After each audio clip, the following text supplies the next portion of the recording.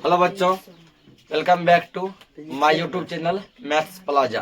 तो बच्चों, आज मैं इस वीडियो में Bihar board class 9 physics chapter 2 का लेक्चर 4 तक अपलोड हो चुका है और आज ये लेक्चर 5 है। तो लेक्चर 4 में हमने लास्ट टॉपिक क्या कवर किया था? चाल, ठीक ना। तो आज हम लोग इसमें देखेंगे वेग। इसमें हम लोग पढ़ने वाले किसके बारे में? वेग के बारे में। वेग यानी वेलोसिटी।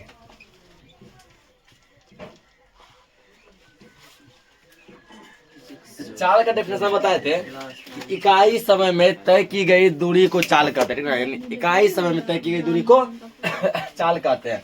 इसमें कहा जाएगा इकाई समय में तय किया गया विस्थापन वेग कहलाता है। इकाई समय में तय किया गया विस्थापन क्या कहलाता है? वेग कहलाता है, ठीक ना। तो विस्थापन में क्या होता है?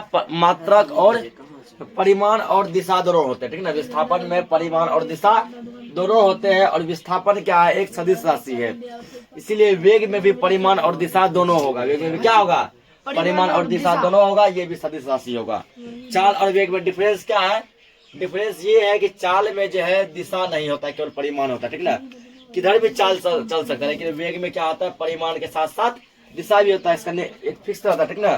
कि कोई गाड़ी 40 किलोमीटर प्रति घंटा के वेग से उत्तर की दिशा में चल रही है, ऐसे देगा।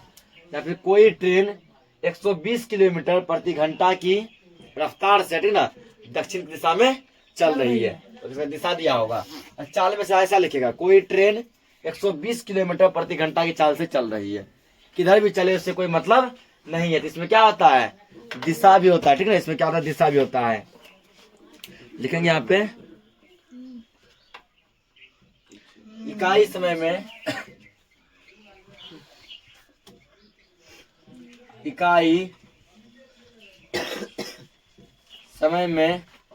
तय की गई इकाई समय में तय किया गया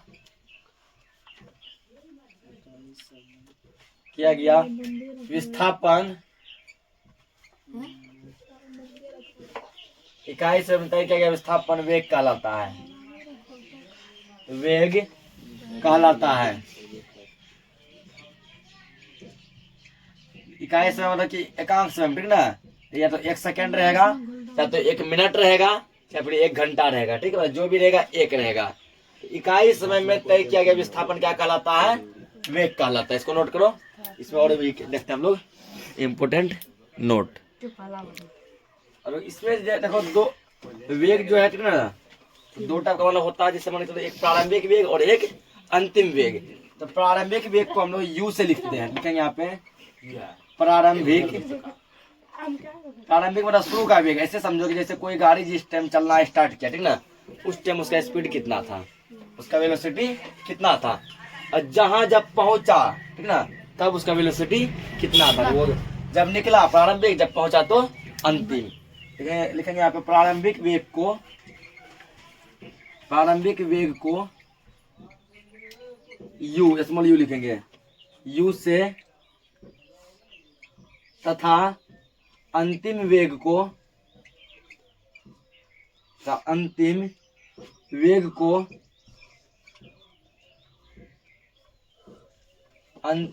को भी से सूचित किया जाता है।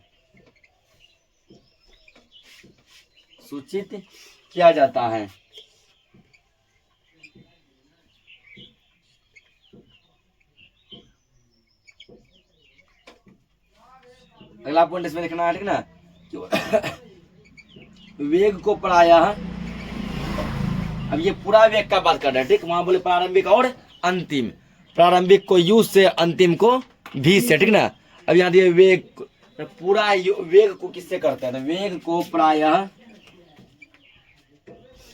भी से सूचित किया जाता है। पूरा वेग की यदि बात करें तो उसको भी से लिखते हैं, ठीक ना। और अंतिम वेग को भी भी से ही लिखते हैं, सूचित किया जाता है। आइए लिखेंगे इसमें,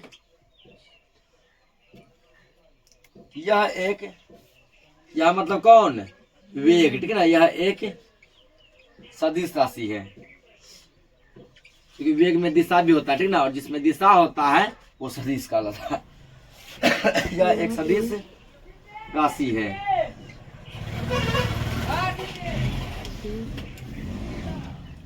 इसका एसआई मात्रक, इसका मतलब किसका, वेग का, ठीक ना, इसका एसआई मात्रक, इसका एसआई मात्रक मीटर प्रति सेकेंड वही होता है जो कि चाल का होता है, ठीक ना। इसका एसआई मात्रक मीटर प्रति सेकेंड होता है।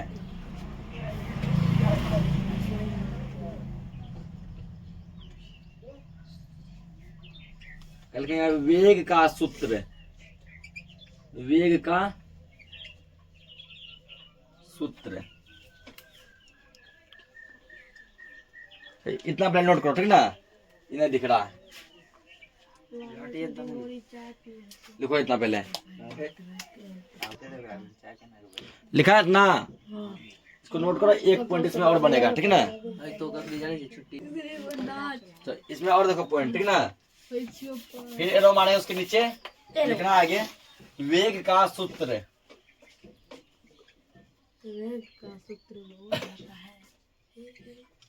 वेग का सूत्र फॉर्मूला होता है वेग बराबर, ठीक ना, वेग बराबर विस्थापन, वेग बराबर विस्थापन बटे समय, वेग बराबर क्या होता है, विस्थापन बटे समय, ठीक ना। अगला एरो देखो, लिखेंगे आगे दिशा के बदलने से, जितना इम्पोर्टेंट लिखा है सब इम्पोर्टेंट है, सब हाँ एरो वाला सब इम्पोर्टेंट है। दिशा के बदलने से किसी वस्तु का, दिशा के बदलने से किसी वस्तु का, वस्तु का वेग भी बदल जाता है।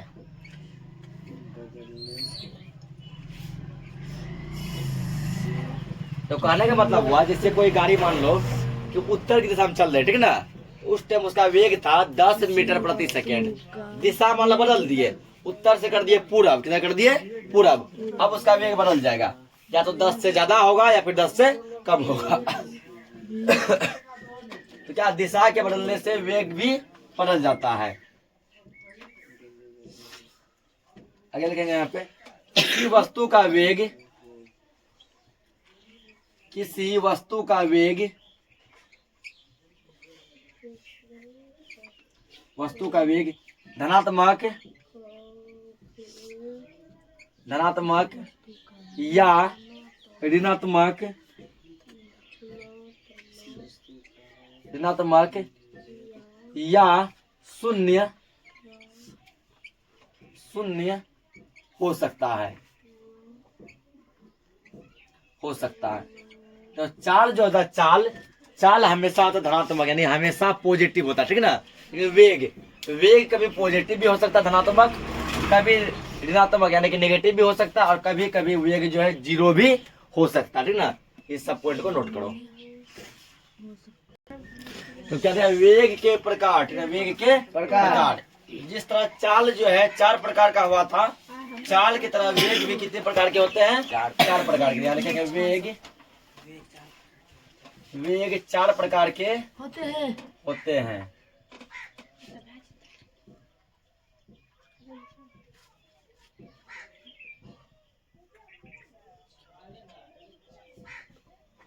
होते हैं। पहला है एक समान वेग,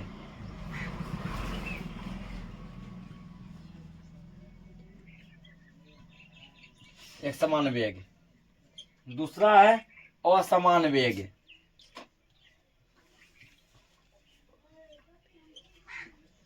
असमान वेग। तीसरा है तात्क्षणिक वेग, तात्क्षणिक वेग। और चौथा है इसमें औसत वेग।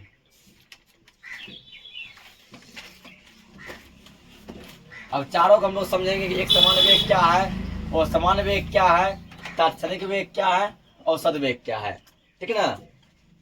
तो तुम लोग में से जो भी जो है इंस्टाग्राम पे फॉलो नहीं किया है वो सब क्या करेगा, इंस्टाग्राम पे फॉलो कर लेगा। आईडी है उसका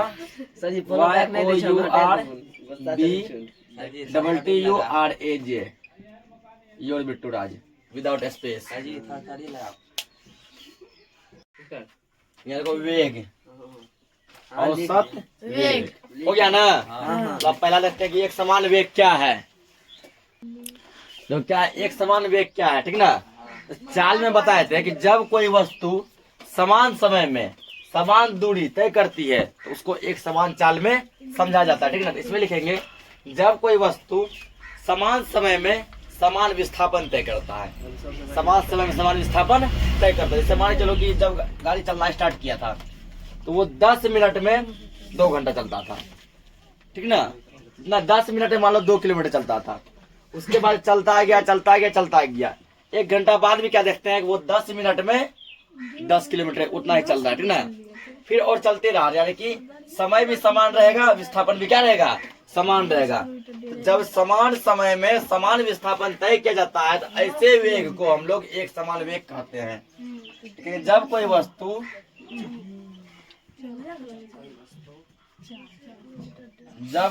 वस्तु समान समय में समान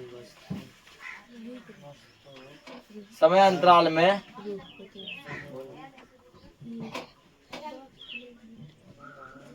समान समय अंतराल में समान विस्थापन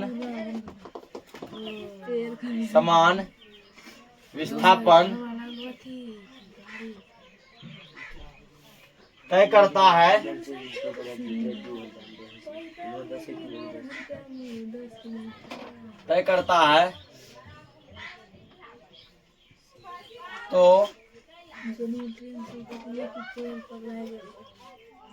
उसे एक समान वेग में समझा जाता है। जब कोई वस्तु समान समय अंतराल में समान विस्थापन तय करता है तो उसे एक समान वेग में समझा जाता है। इसको नोट करो, समान विस्थापन। तो अगला क्या, असमान वेग, ठीक ना। इसका डेफिनेशन लिखेंगे कि जब कोई वस्तु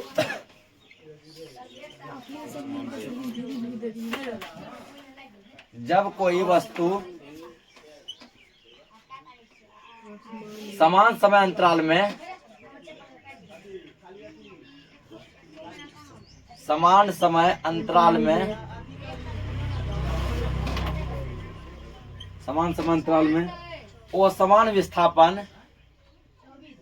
तय करता है तो उसे असमान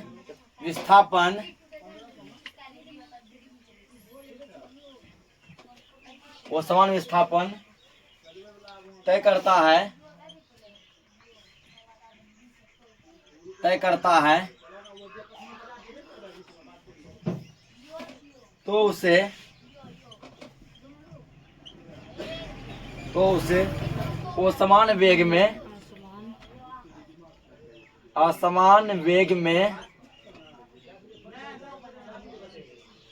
समझा जाता है।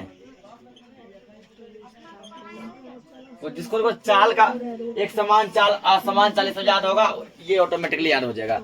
कुछ नहीं किया है, डेफिनेशन सेम है, बस वहां पे दूरी किए थे, यहाँ विस्थापन किए हैं, ठीक ना। जब क्या होगा, जब समय समान रहेगा, जब समय क्या रहेगा, समान रहेगा, दूरी असमान रहेगा। मान लो कि कभी जो है शुरुआती में क्या हुआ, 1 घंटा में 20 किलोमीटर चलने लगा, फिर क्या हुआ, रोड फ्री मिल गया, ठीक ना। तो 1 घंटा में 70 किलोमीटर चलने लगा, फिर रोड में और ट्रैफिक मिल गया, 1 घंटा में 12 किलोमीटर चलने लगा। तो समय क्या है, समान, लेकिन दूरी असमान है, ठीक ना। तो ऐसे वेग को हम लोग असमान वेग कहते हैं, इसको नोट करो। तो क्या हुआ, तात्क्षणिक वेग, ठीक ना।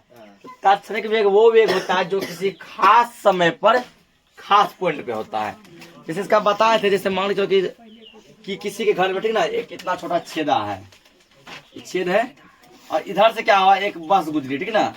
वो लड़का क्या किया, मान के चलो कि 7:35 पे, ठीक ना, यहाँ पे झाँका, उधर उस समय इतना समय मात्र 7:35 पे वो बस जितना इस बिंदु से ना, इस पॉइंट से जितना रफ्तार में जाते हुए दिखाई दिया वही कहलाता है तात्क्षणिक वेग। क्या कहलाता है? तात्क्षणिक वेग। एक खास समय पर खास पॉइंट पे क्या लिखना है?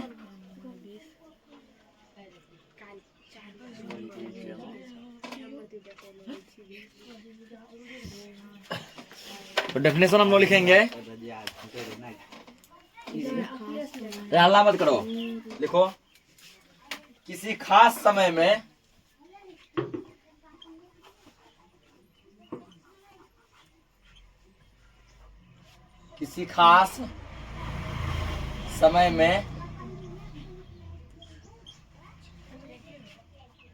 खास बिंदु पर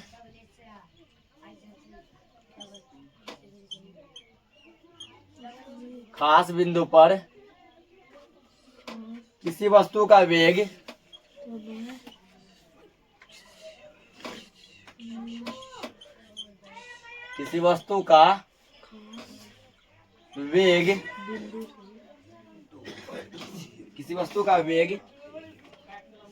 उसका तात्क्षणिक वेग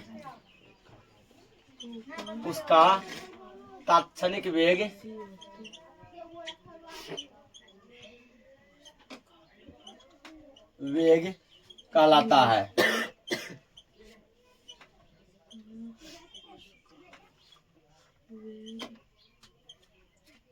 खास समय पे खास बिंदु पर, ठीक ना, जो समझाया अभी, किसी वस्तु का वेग उसका क्या कहलाता है? तात्क्षणिक वेग कहलाता है। अब इसका लास्ट टाइप देखो, लास्ट टाइप क्या है? औसत वेग। औसत वेग हम लोग जो पढ़ते जो है, ज्यादातर जो यूज होता है वो किसका होता है? औसत वेग का ही होता है, ठीक है, या तो औसत वेग का या फिर औसत चाल का, यानी एवरेज वेलोसिटी। तो अधिकतर जो है औसत चाल या फिर औसत वेग का ही उपयोग किया जाता है। हम लोग जो पढ़ते हैं सबसे सामान्यतः यही पढ़ते हैं। इसका क्या लिखेंगे?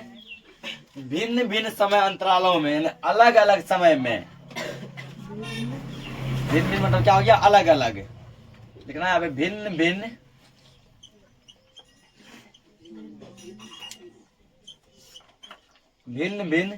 समय अंतरालों में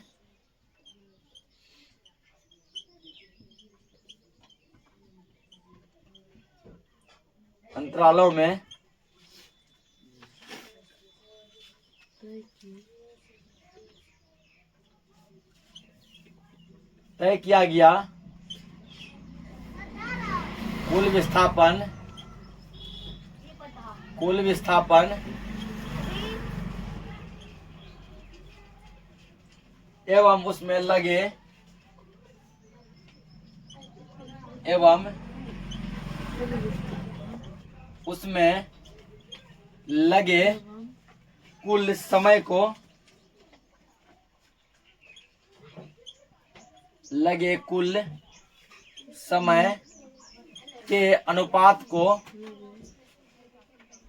कुल समय के अनुपात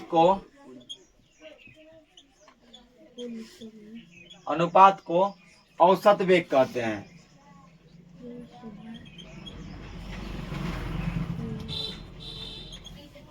औसत वेग कहते हैं। देखो अलग अलग समय में, ठीक ना, अलग अलग समय में जितना विस्थापन तय हुआ, अलग अलग समय में जितना विस्थापन तय हुआ, ठीक ना, वही कहलाता है औसत वेग। भिन्न भिन्न समय अंतरालों में तय किए गए कुल विस्थापन और उसमें लगे समय के अनुपात को औसत विस्थापन कहते हैं। जैसे मान के चलो कि कभी जो गाड़ी 10 मिनट तक लगातार चला 20 किलोमीटर प्रति घंटा के वेग से, फिर जो है गाड़ी क्या हुआ, तो रोड फ्री हुआ, फास्ट हो गया, फिर रोड जाम हुआ, गाड़ी स्लो हो गया। तो सभी समय को जोड़कर टोटल जितना दूर चला वो कहलाता तुम्हारा क्या? औसत वेग। मान लो रास्ते में चाय पीने के लिए रुक गया, नाश्ता खाने के लिए रुक गया, उसमें जितना समय लगा वो समय भी इसमें इंक्लूड होगा। जैसे मान लो कि पूर्णिया से पटना जाना है, ठीक ना, तो गाड़ी क्या वहां रुका, कितना स्पीड चला, कभी तेज कभी स्लो, रास्ता में जो रुका, चाय नाश्ता हुआ, सब उसमें इंक्लूड का टोटल समय तुमको कितना लगा। तुम मतलब घर से क्या बजे निकला था, क्या बजे पहुंचा, समय देख लो। और तुम्हारे घर से पटना का दूरी कितना है, विस्थापन कितना है, वो देख लो। अब इसमें यहाँ लिखेंगे, ठीक है ना।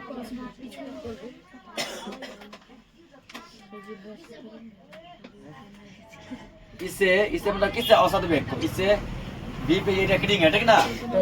इसे v पे रेकरिंग है से सूचित किया जाता है। हल्ला मत करो, किया जाता है।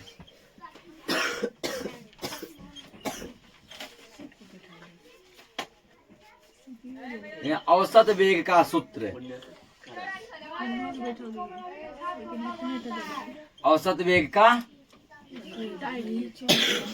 सूत्र, औसत वेग का सूत्र क्या होगा, यहाँ लिखेंगे v पे। देखो औसत वेग को किससे लिखते हैं, v पे रेकरिंग से, ठीक ना। v पे रेकरिंग बराबर u प्लस v बटे 2, जहाँ u क्या है अभी जस्ट बताया, u है प्रारंभिक वेग, v क्या है प्रारंभिक वेग, और v क्या है अंतिम वेग, बताया ना v। u है प्रारंभिक वेग और v क्या है अंतिम वेग। तो औसत वेग बराबर हो गया प्रारंभिक वेग जोड़ अंतिम वेग बटे 2, हिंदी में लिख सकता है। औसत वेग बराबर प्रारंभिक वेग प्लस अंतिम वेग बटे 2। इस तरह के आ गया, पूरा वेग का कॉन्सेप्ट खत्म हो गया, ठीक ना। तो आज के लिए इस लेक्चर को इतना ही रखते हैं, और अगले लेक्चर में हम लोग चाल और वेग से जितना न्यूमेरिकल बनता है, जो हिसाब बनता है, जो क्वेश्चन बनता है, वो हम लोग देखेंगे। तब तक के लिए जय हिंद।